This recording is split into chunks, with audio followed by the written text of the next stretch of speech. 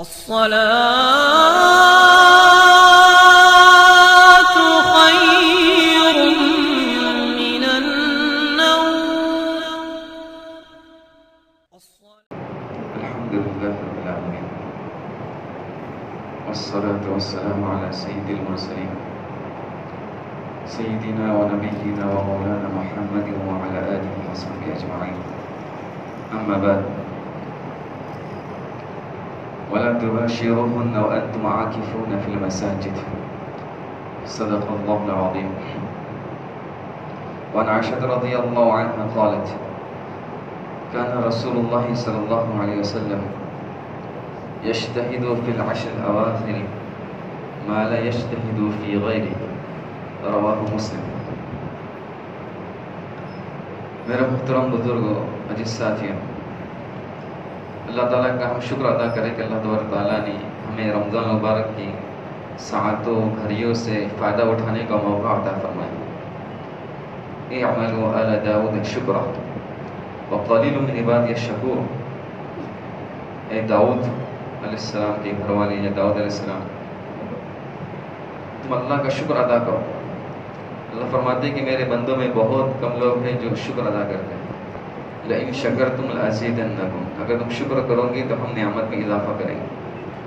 تو جو کچھ ہماری ٹوٹی پھوٹی عبادتیں ہو رہی ہیں، سب سے بڑی عبادت فی الحال روزوں کی عبادت ہے. اللہ ان کو قبول فرمائے، اللہ ان سے راضی ہو جائے. اور جیسے اللہ کے لیے ہم کو روزہ رکھنے کا حق ہے، ویسے ہم کو روزہ رکھنے کی توفیق عطا فرمائے. تو یہ جو گھڑیاں ہیں، ساعتیں ہیں، ماشاءاللہ قیمتی سے قیمتی ہیں، لیکن اس کے باوجود آخری جو عشرہ آ رہا ان کے اندر جو راتیں اور دن ہیں، ان کی اہمیت اور فضیلت بقیہ راتوں اور دنوں کے مقابلے میں بڑی ہوئی ہے. اسی لیے حضرت عائشہ رضی اللہ عنہا فرماتی ہیں کہ رسول صلی اللہ علیہ وسلم یجتہد فی العشر الاواخر ما لا یجتہد فی غیرہ. رسول اللہ صلی اللہ علیہ وسلم آخری عشرے میں جتنی کوشش کرتے تھے، محنت کرتے تھے، مجاہدے کرتے تھے، عبادات میں اضافہ کرتے تھے، اتنا دیگر ایام اور مہینوں کے اندر نہیں کرتے تھے. لہذا ہم سے جو کچھ کمی کوتاہی ہو گئی ہے، آج 18 اور رمضان، کل 19 اور اتوار میں 20 ہو جائیں گے، پھر اتوار کی شام سے اعتکاف بھی شروع ہو جائیں گے. تو ان دنوں میں ہم سے جو کچھ کمی ہو گئی ہے، کوتاہی ہو گئی ہے، لاپرواہی ہو گئی ہے، سستی ہو گئی ہے، تو ارادہ کریں کہ انشاءاللہ اس کے آئندہ عشرے کے اندر تلافی کریں گے انشاءاللہ. اس لیے کہ یہ موقع ہے، آج اللہ نے ہم کو موقع دیا ہے، صحت دی ہے، تندرستی دی ہے، عافیت دی ہے کہ آج ہم جو کچھ کرنا چاہے کر سکتے ہیں، جتنا مجاہدہ کرنا چاہے کر سکتے ہیں، جتنے اپنے نفس کو کچلنا چاہے کر سکتے ہیں، کچل سکتے ہیں. لہذا جب وقت چلا جائے گا پھر افسوس کریں گے تو وہ واپس آنے والا نہیں ہے. چنانچہ اللہ کے رسول صلی اللہ علیہ وسلم کی جب عمر بڑھتی گئی تو اللہ کے رسول نے اپنی عبادات میں اضافہ کرتے گئے. ابو ہریرہ رضی اللہ عنہ فرماتے ہیں کہ اللہ کے رسول صلی اللہ علیہ وسلم نے ہر سال حضرت جبرائیل علیہ السلام پر ایک مرتبہ قرآن شریف پیش کرتے تھے، لیکن وفات سے پہلے اللہ کے رسول نے 2 مرتبہ قرآن شریف پیش کیا. اسی طرح اللہ کے رسول ہر سال رمضان مبارک کے آخری عشرے کا کیا کرتے تھے؟ اعتکاف کرتے تھے، ایک عشرے کا اعتکاف کرتے تھے. لیکن وفات سے پہلے اللہ کے رسول صلی اللہ علیہ وسلم نے 2 عشرے کا اعتکاف کیا. تو اس سے پتہ چلا کہ رسول صلی اللہ علیہ وسلم کی جیسے جیسے عمر موت سے قریب ہوتی گئی، آخرت سے قریب ہوتی گئی، تو اللہ کے رسول کے اعمال میں اضافہ ہوتا گیا.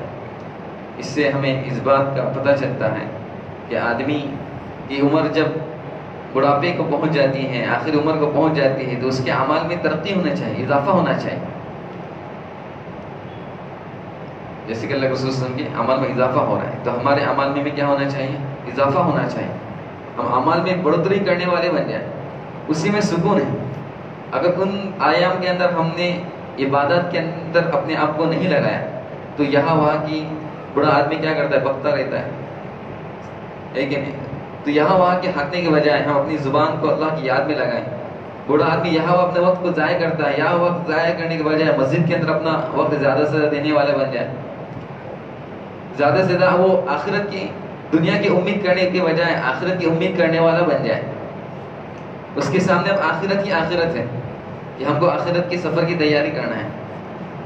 جیسے اللہ کے رسول صلی اللہ علیہ وسلم کا معمول زندگی بھر کا یہی رہا کہ آخرت کے وقت میں اللہ کے رسول اپنے اعمال میں اضافہ کر رہے ہیں. اور خود حدیث میں اللہ کے رسول فرماتے ہیں کہ انما الاعمال بالخواتم، اعمال کا دار و مدار خاتمے کا ہے. جیسا خاتمہ ہوگا اسی طرح فیصلہ ہوگا. تو رمضان بھی ہمارا جو خاتمہ ہوگا آخری عشرے کا تو یہ اچھے اعمال کے ساتھ ہو جائے. زندگی کا جو خاتمہ ہوگا وہ اچھے اعمال کے ساتھ ہو جائے. تو اس کی ہم کو کیا کرنا ہے؟ کوشش کرنا ہے کہ اللہ کے رسول صلی اللہ علیہ وسلم کا یہ معمول تھا. پھر مزید جب عشر آخرہ داخل ہوتا تھا تو اور کیا معمول تھا رسول صلی اللہ علیہ وسلم کا؟ ماں عائشہ رضی اللہ فرماتی ہیں اذا دخل العشر شد من ازرہ واحیا لیلہ وایقظ اہلہ. جب آخری عشر داخل ہوتا تھا تو اللہ کے رسول صلی اللہ علیہ وسلم اپنے تہبند کو کس لیتے تھے. اس میں اشارہ ہے کہ اب عبادت میں مزید قوت توانائی کے ساتھ چستی کے ساتھ اللہ کے رسول صلی اللہ علیہ وسلم بڑھتے تھے. یا اس میں اشارہ ہے اپنے گھر والوں سے الگ ہونے کی. گھر والوں سے کیا ہوتے تھے؟ الگ ہوتے تھے. اور دوسرا کام کرتے تھے احیا لیلہ، رات میں جاگا کرتے تھے. یہ علم قیمتی جو راتیں ہیں، یہ رات بہت قیمتی ہے اللہ کے نزدیک. لہذا ان راتوں کو اللہ کے رسول جاگ کر گزارا کرتے تھے. ان جاگنے کا مقصد کیا ہے راتوں میں؟ تو کہا کہ جاگنے کا مقصد لیلۃ القدر کا حصول ہے کہ ہم کو لیلۃ القدر کیا ہو جائے؟ حاصل ہو جائے. اس کے لیے رسول اللہ صلی اللہ علیہ وسلم راتوں میں جاگ رہے ہیں. اور پھر اللہ کے رسول صلی اللہ علیہ وسلم عبادت کے اندر وقت کو گزارتے تھے کہ پوری رات یہ اللہ کے رسول صلی اللہ علیہ وسلم عبادت میں گزر رہی، نماز میں گزر رہی، تلاوت میں گزر رہی، ذکر میں گزر رہی، دعا کے اندر گزر رہی. تو یہ عبادت کے اندر ہمارا وقت یہ ہو جائے گزر جائے. یہاں وہاں ٹہلنے سے، یہاں وہاں گھومنے اور چوپاؤں پر اپنے وقت کو ضائع کرنے کے لیے اس سے بہتر ہے کہ اپنے وقت کو ہم مسجد کے اندر لگائیں یا گھر میں ہی اپنی عبادت کرنے والا بن جاتے ہیں. گھر میں ہی نماز پڑھ لیں، تلاوت کریں. اگر ممکن ہے تو مسجد میں آ جائیں کہ مسجد کے اندر اس کو ماحول مل جائے گا عبادت کا. گویا کہ یہ وقت اس کا ہاتھ سے نہ جائے. پورا سال بھر آتا ہے تو کوئی نہیں کہتا کہ بھائی رات میں جاگو جاگو. بس یہی ایک موقع ہے کہ ہم کو جاگنا ہے. کتنے ہمارے سمجھ لیجیے کہ راتیں دنیا کی خاطر ہم نے جاگ کر کاٹی ہیں، بیماری میں جاگ کر کاٹی ہیں، تکلیف میں جاگ کر ہم نے کاٹی ہیں. اب یہ ہم کو جو عبادت جو ہم کو فی الحال جو رات میں گزارنا ہے یا اللہ کی عبادت میں گزارنا ہے، عبادت میں، تلاوت میں، ذکر میں گزارنا ہے. اسی لیے اللہ کے رسول صلی اللہ علیہ وسلم آخری عشر کا اعتکاف کرتے تھے کہ اللہ کے رسول نے زندگی بھر اعتکاف کیا. اور اللہ کے رسول کے بعد آپ کی ازواج مطہرات نے بھی کیا کیا؟ اعتکاف کیا. اس وقت کے زمانے کے حساب سے ازواج مطہرات نے اعتکاف کیا. تو اتنی بڑی سنت ہے اللہ کے رسول صلی اللہ علیہ وسلم نے زندگی میں کبھی نہیں چھوڑا. اس لیے علماء نے اس کو سنت موقرہ قرار دیا. جس پر اللہ کے رسول کی مداومت ہوتی ہے، ہمیشگی ہوتی ہے، اسے سنت موقرہ قرار دیا جاتا ہے کہ اللہ کے رسول کی بہت بڑی سنت ہے کہ ہمیشہ اس پر اللہ کے رسول کا عمل رہا ہے. جس طرح اللہ کے رسول نے اعتکاف نہیں کیا تھا کسی وجہ سے رمضان کے اندر، تو شوال پر اس کی قضا کی. اس کی قضا اللہ کے رسول نے شوال کے اندر 10 دن کی، کسی وجہ سے نہیں کر سکے تھے. آخر وقت میں تو اللہ کے رسول نے 2 عشرے کا اعتکاف کیا. تو یہ اتنی بڑی کیا ہے؟ سنت ہے. اس کو ہم انجام دیں. اس کے علماء نے بڑے فائدے لکھے ہیں. سب سے پہلا فائدہ لکھا ہے تہذیب. سب سے پہلا فائدہ لکھا ہے کہ التخلو للعبادہ. التخلی للعبادہ، عبادت کے لیے آدمی کیا ہو جائے؟ اللہ تعالیٰ کے لیے خلوت اختیار کرنے والا بن جائے، خالص ہو جائے. کہ تنہائی کے اندر اللہ تعالیٰ کی عبادت کرنے سے نفس کی اس کی اصلاح ہو جائے گی. اللہ کے رسول صلی اللہ علیہ وسلم کو حکم دیا جا رہا ہے وَتَبَتَّلْ إِلَيْهِ تَبْتِيلًا. ابن کثیر رحمہ اللہ فرماتے ہیں انقطع علیہ للعبادت حینما فرغت من اشغالک. جب تم اپنے مشغولیت سے فارغ ہو جاؤ، دنیا کے اور دوسرے دینی کاروبار اور کام سے جب تم کیا ہو جاؤ؟ فارغ ہو جاؤ، تب اللہ تعالیٰ کی عبادت کے لیے تم کیا ہو جاؤ؟ خالص ہو جاؤ. فَإِذَا فَرَغْتَ فَانْصَبْ. جب تم فارغ ہو جاؤ، لیکن دوسرے جو تقاضے ہیں تمہارے، تو ان سے فارغ ہونے کے بعد اب اللہ کے لیے عبادت کے لیے تم کیا ہو جاؤ؟ جم جاؤ. تو اس میں اللہ تعالیٰ کی طرف سے، اللہ کی طرف کیا ہو جاتا ہے؟ ہمارا تعلق بڑھ جاتا ہے، اللہ سے محبت بڑھ جاتی ہے. قُلْ إِن كُنتُمْ تُحِبُّونَ اللَّهَ فَاتَّبِعُونِي يُحْبِبْكُمُ اللَّهُ وَيَغْفِرْ لَكُمْ ذُنُوبَكُمْ. اب کہہ دیجئے کہ اگر تم اللہ سے محبت کرنا چاہتے ہو تو تم مجھ سے محبت کرو، میری اتباع کرو، میرے طریقے پر عمل کرو. جس طرح سے میں نے کیا ہے اس طرح سے تم کو کرنا ہے. اللہ تعالیٰ تم سے محبت کرنے والا بن جائے. تو جو چیز رسول صلی اللہ علیہ وسلم کرے اور ہم نہ کریں، یہ کیسے ہو سکتا ہے؟ لہذا اللہ کے رسول نے اعتکاف کیا ہے تو ہم بھی ارادہ کریں انشاءاللہ ہم بھی اعتکاف کریں. تو یہ بہت بڑی کیا ہے سنت ہے، جس سے اللہ تعالیٰ سے عشق پیدا ہوتا ہے، محبت پیدا ہوتی ہے، تنہائیاں اللہ کے ساتھ ہم کو گزارنے کا موقع ملتا ہے. اس سے اللہ تعالیٰ کی محبت دل کے اندر کیا ہو جاتی ہے، بیٹھ جاتی ہے. چنانچہ جب محبت بیٹھ جاتی ہے تو ہر عمل کرنا آدمی کے لیے آسان ہو جاتا ہے. حضرت ابراہیم السلام کے دل میں اللہ کی محبت بیٹھ گئی تھی، راسخ ہو گئی تھی. جس وقت جو تقاضا آتا تھا اللہ کی طرف سے کرنے کے لیے تیار. ملک چھوڑنا پڑا ان کو، ملک چھوڑ کر کیا ہو گئے، چلے گئے. بیوی بچے تنہا بیابان اور بالکل وادی اور گھاٹی کے اندر سمجھیے پہاڑوں کے دامن میں چھوڑنے کا حکم ہو رہا ہے. چھوڑنا ان کے لیے آسان. بچے کو ذبح کرنے کا حکم دیا جا رہا ہے، ذبح کرنا آسان. آگ پہ ڈالا جا رہا ہے، جانا آسان. ہر کام کرنا ان کے لیے آسان، اس لیے اللہ تعالیٰ کی محبت دل کے اندر بیٹھ گئی.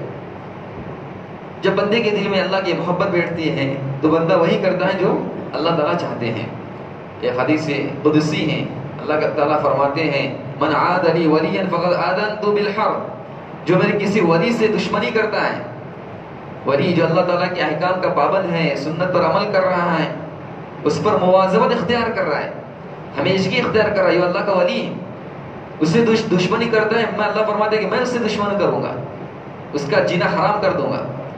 اور اللہ تعالیٰ فرماتے ہیں کہ وما تقرب الی بشیء احب الی مما افترضت علیہ. بندے پر میں نے جو چیز فرض کی ہے اس سے بڑھ کر کوئی چیز میرے نزدیک پسندیدہ نہیں ہے کہ جس سے بندہ میرا کیا کرے، قرب حاصل کرے. فرائض کے ذریعے بندہ سب سے زیادہ اللہ تعالیٰ سے قرب حاصل کرتا ہے، اور پھر نوافل کے ذریعے سے بندہ اللہ تعالیٰ سے کیا ہو جاتا ہے، اور قرب میں بڑھ جاتا ہے. اور پھر جب اللہ تعالیٰ سے قرب میں بڑھ جاتا ہے فَكُنْتُ سَمْعُ الَّذِي يَسْمَعُ بِهِ. اللہ فرماتے ہیں کہ میں اس کا کان بن جاتا ہوں جس سے وہ سنتا ہے. اور وَبَصَرُ الَّذِي يَبْصِرُ بِهِ. اور پھر آنکھ بن جاتا ہوں جس سے وہ دیکھتا ہے. اور ہاتھ بن جاتا ہوں جس سے وہ پکڑتا ہے. اور پیر بن جاتا ہے کہ جس سے پھر وہ کیا کرتا ہے، چلتا ہے. اللہ تعالیٰ گویا ہے کہ اس کے آدھا ہونے کا مطلب اب اس کا ہاتھ، پیر، کان اور سمجھ لیجیے کہ آنکھیں یہ اللہ تعالیٰ کی منشا کے خلاف کام نہیں کرتے، یہ اللہ تعالیٰ کی مرضی کے مطابق ہی کیا کرتے، کام کرتے ہیں. یہ سارے اعضاء اس کے اللہ تعالیٰ کی منشا کے مطابق عمل کر رہے ہیں. وہ میرے پاس ایک بالش بڑھتا ہے، اللہ فرماتے ہیں میں 2 بالش بڑھتا ہوں، اور وہ میرے پاس چل کر آتا ہے تو میں اس کے پاس دوڑ کر چلا جاتا ہوں. اور وہ مجھ سے سوال کرتا ہے تو اس کے سوال کو پورا کرتا ہوں. وہ مجھ سے پناہ چاہتا ہے تو میں اس کو پناہ عطا فرماتا ہوں. یعنی سارے کام اس کے اللہ تعالیٰ بنا دیتے ہیں. کہ بعض لوگ ایسے ہوتے ہیں کہ جو اللہ پر قسم کھاتے ہیں اللہ تعالیٰ اس کو پورا کر دیتے ہیں. تو یہ سارے نعمتیں اللہ تعالیٰ ہم کو عطا فرماتے ہیں. کہ اللہ تعالیٰ اس کی سب سے بڑا اعتکاف کا فائدہ یہ ہے کہ اللہ تعالیٰ سے عشق پیدا ہو جائے، محبت پیدا ہو جاتی ہے. والذین آمنوا اشد حبا للہ. جو ایمان والے ہوتے ہیں وہ اللہ تعالیٰ سے بہت زیادہ محبت کرنے والے ہوتے ہیں. کہ کوئی بات اور کوئی کام اللہ کی منشا کے خلاف کرنے کی ان کے اندر ہمت نہیں ہوتی، جرأت نہیں ہوتی کہ کسی عمل سے اللہ تعالیٰ ناراض نہ ہو جائے. وہ ہر وقت کیا کرتے رہتے، ڈرتے رہتے ہیں. دوسرا فائدہ اعتکاف کا کہ تہذیب النفس، کہ نفس کی اصلاح ہو جاتی ہے. خود بخود اللہ تعالیٰ نفس کی کیا فرماتے ہیں، اصلاح فرماتے ہیں. مسجد کا ماحول اس کو مل جاتا ہے، فرشتوں کا ماحول مل جاتا ہے، اور عبادت کا اس کو ماحول مل جاتا ہے تو اس کی نفس کی اصلاح ہو جاتی ہے. کہ آج ہمارا نفس موٹا ہو گیا ہے، گناہ کا عادی ہو گیا ہے، لذتوں کا شوقین ہو گیا ہے، چٹپٹے لذتیں اور کھانے اس کے عادت بن گئی ہیں. تو یہ سارے سمجھ لیجیے کہ نفس کی اس کا اصلاح اگر کرنا ہے تو مسجد کا ماحول ہم لے لیں اعتکاف کے اندر تو یہ ہمارے نفس کی خود بخود اصلاح ہو جائیں گے. جس کے بارے میں اللہ تعالیٰ فرماتے ہیں قد افلح من زکاہا وقد خاب من دساہا. تحقیقی کامیاب ہوا جس نے اپنی نفس کا تزکیہ کیا، گندگی سے، ہر قسم کی برائی سے اس کو کیا کیا، پاک صاف کیا. اور نامراد ہوا وہ شخص جس نے اپنے نفس کو خاک کے اندر ملایا. مطلب یہ ہے کہ اس کو نفس کا غلام بنا دیا اور نفس کے مطابق وہ عمل کیا. اس نے جو اس کے نفس کے اور خواہش میں آیا، جیسا آیا ویسا اس نے کر لیا تو وہ شخص نامراد ہو گیا. عمر رضی اللہ عنہ اپنے نفس کا محاسبہ کر رہے ہیں اور کہہ رہے ہیں کہ تو لوگوں کا امیر المؤمنین ہے. بہت بڑی بات ہے، شاباش کہ تو لوگوں کا امیر المؤمنین ہے. اتق اللہ، تو اللہ سے ڈر، ورنہ اللہ تعالیٰ تجھ کو عذاب دے گا. کہ تو وقت کا امیر المؤمنین ہے، بادشاہ ہے، خلیفہ ہے، اس پر فخر مت کر، گھمنڈ مت کر، بلکہ اللہ تعالیٰ سے اس حال میں بھی تو ڈر، ورنہ اللہ تعالیٰ تجھ کو پکڑ کرے گا اور عذاب دے گا. حضرت عمر بن عبدالعزیز رحمۃ اللہ علیہ بہت زیادہ اللہ سے ڈرنے والے، وہ کہتے ہیں کہ میں بہت سارے کلام سے اور بہت سارے باتوں سے خاموش رہتا ہوں. کس خوف سے؟ مخافت المباحات، مباحات کے خوف سے، فخر کے خوف سے، کہ آدمی بات کے اندر فخری الفاظ اختیار کرتا ہے، گھمنڈ والے الفاظ اختیار کرتا ہے، کہ اپنے آپ کو بڑا سمجھتا ہے کہ ہم ایسے ہیں ویسے ہیں. تو یہ زیادہ بات کرنے والوں کی اکثر نوبت پیش آ جاتی ہے کہ باتوں باتوں کے اندر اپنے فخری انداز کے اندر باتیں کرتے رہتے ہیں، شیخی باز رہتے ہیں. تو یہ سمجھیے کہ حضرت عمر بن عبدالعزیز بہت سارے کلام سے اسی لیے بچتے تھے، خاموش رہتے تھے تاکہ زبان سے کوئی فخریہ کلمات نہ نکلے. تو یہ حضرات اپنا نفس کا بہت زیادہ محاسبہ کرنے والے حضرات تھے. اعتکاف کا تیسرا فائدہ یہ ہے کہ آدمی اپنے بہت سارے جھمیلوں سے، مشغولیت سے، اور سمجھے کہ گھر والوں کی مشغولیت سے اور لوگوں کی بات چیت سے، یہاں وہاں بیٹھک سے کیا ہو جاتا ہے؟ محفوظ ہو جاتا ہے. 101 اپنی عبادت کے اندر کیا ہوا؟ لگا ہوا ہے. تو یہ اعتکاف کا یہ بڑا فائدہ ہوتا ہے کہ دھندے پانی سے، ہر چیز سے کٹ کر آدمی یکساں ہو جاتا ہے، عبادت کے لیے بالکل فارغ ہو جاتا ہے. جس مقصد کے لیے اللہ تعالیٰ ہم کو پیدا کیا ہے، کہ اس مقصد کے لیے ہم نے تم کو پیدا کیا، وَمَا خَلَقْتُ الْجِنَّ وَالْإِنسَ إِلَّا لِيَعْبُدُونَ، کہ چند روز تو ہم کو ایسے نصیب ہو جائیں کہ جس میں ہمارے سوائے عبادت کا کوئی مشغلہ نہ ہو. اور چوتھا فائدہ جو سب سے بڑا فائدہ ہے، جس کے لیے اللہ کے رسول صلی اللہ علیہ وسلم خاص اعتکاف کیا کرتے تھے، وہ ہے لیلۃ القدر کی تلاش، جس کو قرآن نے فرمایا لیلۃ القدر خیر من الف شہر، کہ لیلۃ القدر یہ 1000 مہینوں سے بہتر ہے. 1000 مہینوں سے بہتر ہے، 1000 سے تو بہتر ہے، 1000 مہینوں سے بھی زیادہ. ابھی کتنا بہتر یہ اللہ تعالیٰ ہی بہتر جانتا ہے. اس سے بہتر صرف ایک رات، کہ ماقبل کی امتوں کی عمریں زیادہ، 500 سال، 1000 سال، اس امت کی عمریں کم، لیکن عبادت کا ایسی کچھ ساعتیں، گھڑیاں، راتیں اور دن دی ہیں کہ اس میں عبادت کر کے آدمی ان لوگوں کا بھی کیا کر سکتا ہے؟ مقابلہ کر سکتا ہے. اللہ کے رسول نے فرمایا من قام لیلۃ القدر ایمانا واحتسابا غفر له ما تقدم من ذنبه، جو لیلۃ القدر میں ایمان اور اخلاص کے ساتھ قیام کر لے، نماز پڑھ لے، رات بھر کیا کرے؟ نماز پڑھ. جن لوگوں کی نماز فوت ہو چکی ہے، قضا عمری ہے، اچھا ان کے لیے کیا موقع ہے کہ نفل مطلق کے مقابلے میں وہ کیا کر لیں؟ رات بھر اپنی قضا نمازیں پڑھ، فجر، ظہر، عصر، مغرب، عشاء، اور حنفی حضرات تو وتر بھی ساتھ میں کر لیں. تو جو قضا نمازیں ان کی کیا ہیں؟ باقی ہیں، ان نمازوں کو کیا کر لیں؟ رات بھر پڑھتے رہیں. قرآن کی تلاوت ہے، دعا ہے، اس کے اندر اپنے رات کو لگائیں. تو ایک رات کی عبادت یہ 1000 مہینوں سے کیا ہے؟ افضل ہے. تو کوشش تو کریں کہ یہ 10 کے 10 ہم رات کیا کریں گے؟ جاگیں گے انشاءاللہ. جیسے اللہ کے رسول 10 رات کو جاگ رہے ہیں. اور پھر اللہ کے رسول نے ایک روایت میں فرمایا تحروا لیلۃ القدر فی العشر من رمضان، کہ تم کیا کرو؟ لیلۃ القدر کو رمضان کی طاق راتوں کے اندر تلاش کرو. یہ لیلۃ القدر کس رات میں تھی مجھ کو بتا دیا گیا تھا، فقط انسیتها، لیکن مجھ کو اللہ کی طرف سے بھلا دیا گیا. اب اس کو آخر کے عشر کی طاق رات میں تم تلاش کرو. لہذا ہم ہر سال دیکھتے ہیں کہ 27 جب آتی ہے اس وقت ہم کو جاگنا ہوتا ہے، اس کے علاوہ جاگنا ہوتا ہی نہیں. امید تو یہی ہے کہ اپنے اپنے گھروں کے اندر جاگتے ہوں گے انشاءاللہ، لیکن مسجد کے اندر تو بالکل ماحول نہیں دکھتا. کوئی بات نہیں، نفل عبادت آدمی اپنے گھر میں کرے، اچھا ہے، اس کے لیے افضل عبادت ہے. گھر کے اندر آدمی کیا کرے؟ اپنی عبادت کر لے. لیکن کہہ رہے ہیں کہ جو ہمارا لیلۃ القدر کا جاگنے کا مزاج 27 کا ہے، وہ 27 کا ہم باقی نہ رکھیں، اس کو چھوڑ دیں، بلکہ طاق راتی جتنے ہیں 5 کے 5 سیم ہیں. 21، 23، 25، 27 اور 29 میں اب کوئی تفاوت نہیں رہا. اتنے سارے احادیث اور اتنے سارے دلائل ہیں. اس سے ہم کو آخر میں خلاصہ یہی بات نکلتی ہے کہ آخر کی یہ 5 راتیں، یہ لیلۃ القدر اس میں یہ کیا ہے؟ ہر سال گھومتی رہتی ہیں، کبھی 21 میں، تو کبھی 23 میں، کبھی 25 میں، کبھی 27 میں، کبھی 29 میں. انشاءاللہ ان 5 راتوں کو ہم جاگیں گے انشاءاللہ. اللہ تعالیٰ ہم تمام کو عمل کرنے کی توفیق عطا فرمائے. الحمدللہ رب العالمین. Subscribe now and press the bell icon. Never miss an update.